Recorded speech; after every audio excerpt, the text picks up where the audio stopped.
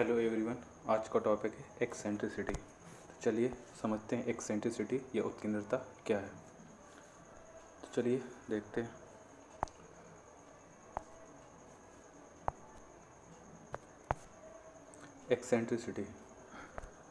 Eccentricity astronomy में तब use की जाती है जब पता करना हो कि ग्रह या उपग्रहों की कक्षा किस तरह की है। ऑब्जेक्टिव क्या है? ऑर्बिट पता करना कि ऑर्बिट कैसी है, किस तरह की ऑर्बिट है, ये पता करना है। यही एक्सेंट्रिसिटी का उद्देश्य है। तो चलिए देखते हैं। एक्सेंट्रिसिटी को जनरली ई से रिप्रेजेंट करते हैं।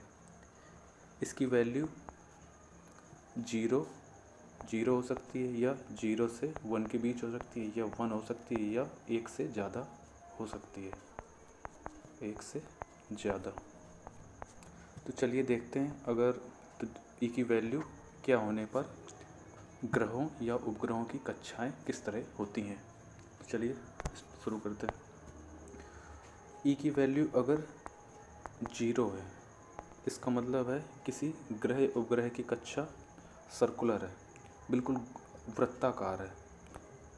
वृत्ताकार, इसका मतलब है किसी ग्रह या उपग्रह की कक्षा वृत्ताकार है।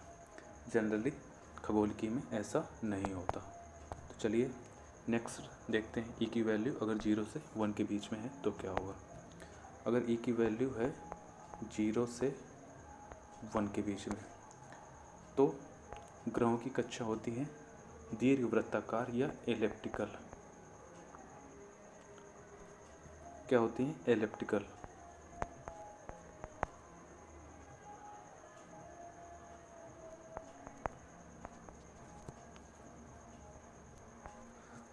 उनकी कक्षा होती हैं दीर्घवृत्ताकार या एलिप्टिकल।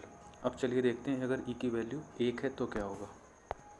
अगर ई की वैल्यू 1 है तो जो ऑर्बिट है वो होगी पैराबोला। ऑर्बिट होगी पैराबोला।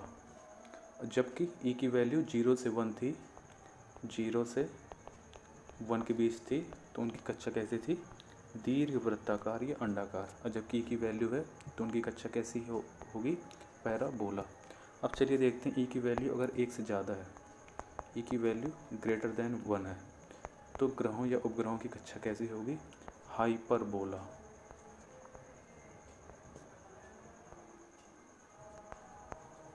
हाइपरबोला इस तरह की कक्षा होगी। तो एक्सेंट्रिसिटी की वैल्यू 0 से 1 या 1 से ज़्यादा हो सकती है। हमने देखा एक्सेंट्रिसिटी की वैल्यू 0 से 1 या 1 से ज़्यादा हो सकती है। एस्ट्रोनॉमी में खासकर ग्रहों की कक्षाएं किस प्रकार होती हैं अभी हमने देखा। ना तो वृत्ताकार होंगी, तो मतलब ई की वैल्यू 0 भी नहीं होगी। हाँ, और ई की वैल्यू 1 या ग्रेटर दैन 1 या ग्रेटर दैन 1 भी नहीं होती। सॉरी, ई, हाँ, तो ई की वैल्यू ऐसी भी नहीं होती। जनरली ई की वैल्यू 0 से 1 के बीच में होती है और ग्रहों या उपग्रहों की कक्षाएं अंडाकार होती हैं। तो एक्सेंट्रिसिटी क्या बताती है कि ग्रहों या उपग्रहों की कक्षाएं किस तरह की हैं। वृत्ताकार है, अंडाकार है, दीर्घवृत्ताकार है, पैराबोला है, हाइपरबोला है। यह एक्सेंट्रिसिटी बताती है। तो चलिए आज का टॉपिक यही था। थैंक यू सो मच और बने रहिए क्लब ऑफ लर्नर के साथ। Thank you so much.